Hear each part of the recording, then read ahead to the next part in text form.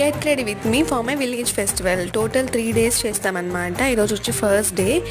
డాటన్కి sunscreen use చేస్తున్నాను. నేను ఎప్పుడు సన్ స్క్రీన్తోనే స్టార్ట్ చేస్తాను అనమాట.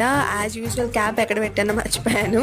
దాని తర్వాత నేను వైట్ టోన్ పౌడర్ అనేది యూజ్ చేశాను, ఎందుకంటే ఆ గ్రీజీనెస్ ఉండదు కాబట్టి. అండ్ నేను వ్యాజ్లిన్ యూజ్ చేస్తున్నాను, ఎందుకంటే చాలా రకాల లిప్ బామ్స్ వాడి లిప్స్ డ్రై అయిపోయాయి అనమాట. Best use Vaseline guys.